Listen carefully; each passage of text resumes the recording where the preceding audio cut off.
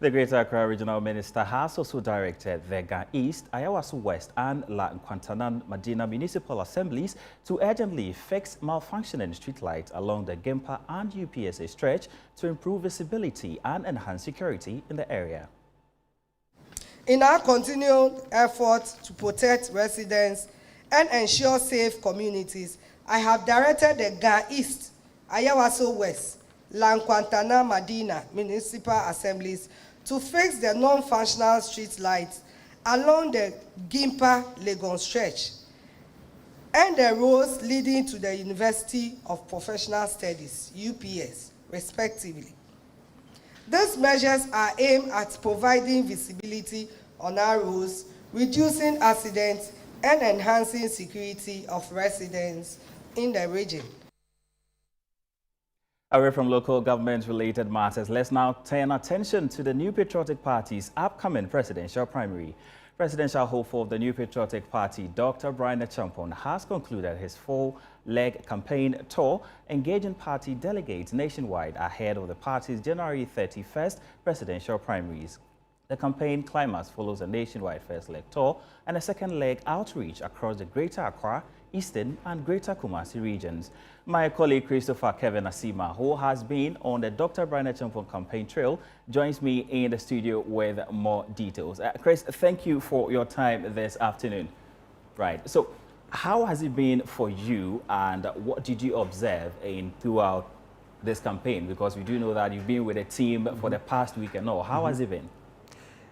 It's been very exhausting, and Sami, looking at the Bryan Acheampong campaign, it's one unique one. Why am I saying this? This is a campaign that went on two legs. The first leg was to go around the country, meet with party delegates, engage them, and then seek their mandate. The second leg was to do a wrap-up in some regions. So that was the Greater Accra region, the Eastern region, and the Greater Kumasi regions. And the focus was to prove to delegates that Dr. Bryan Acheampong is the option for the NPP ahead of 2028 election. Now, his campaign has been focused on unity. He says that this is time to unite and reclaim power from the National Democratic Congress. So he's been campaigning on unity. He says he's the best candidate to unite the NPP, positioning number 2 on the ballot. He says that he's the only one who can bring the Ken factor and the Baumia factor together to work for victory. And he has been campaigning on that. Now, he also has the message to delegates that says he is the only one who could go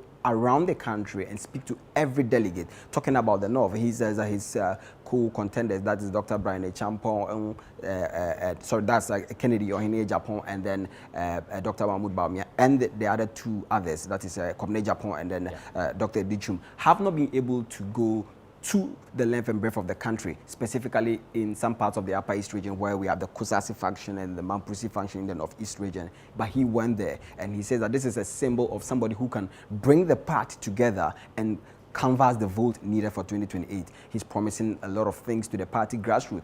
He says the resources that they need to work has not been forthcoming, and when he comes, he will change that.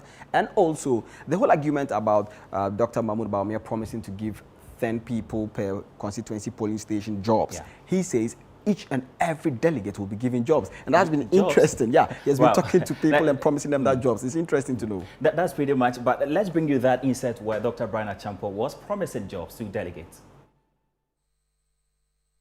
Maybe if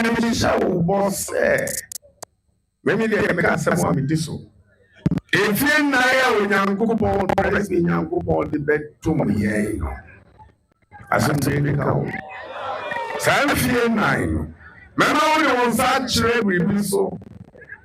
Mama was a crab with him one can say. Maybe one man you put in a bar, begging, when I mean so, mania, and be a free. Then you sure so be in some cities. Maybe I can't say more. Maybe so. If you are Casara party, I was saying, unity. Say I can't one more to me yet to me and yet to me or China. So that was Dr. Bryan Acheampong speaking to delegates there. So that was in the Ashanti region, and he said that again, the Greater Accra and the Eastern region, and across the country. This is one of his message. Now, the other thing that of late we've seen the NPP get into is this issue about indiscipline by some members, and he says that he's the only one who can ensure that the party is disciplined, and he says that if they vote for him come January 31, 1st of February, he will ensure that the new NPP is disciplined, the new NPP is focused, and he will provide leadership with the right resources to go ahead and defeat the NDC come 2028. His warning to the party delegates is if they fail to elect a leader who can secure victory 2028, the party might have to sit in opposition till 2036. Right. Speaking over the weekend to the various camps, I mean, Dr. Bryan Acheampong's camp indicated that they're very confident of winning the election. For you, who has been with the team, what's the confidence level of the team? Well, Sammy, the confidence is coming from the fact that everywhere Dr. Bryan Acheampong visited, each and every constituency, the numbers that came out was impressive. And this is a numbers game. This is talking to the grassroots of the party. So if they are turning out in their numbers to come to you and even come the second time, meaning they listen to you and maybe they find you preferably the best candidate to vote for. So that is giving them the courage and confidence that they will win this particular January 31 election because they have the numbers coming to speak to them and engage them and tell them what they need. And this is a political party that plays the game with numbers. So if the numbers are really showing up for him, then he should have all confidence that he would win. Thank you, Christopher Kevin Asima. Indeed, tomorrow, Saturday, is a big day to watch, and you wouldn't have it better than having it on Citi FM and ChannelOne TV. But still on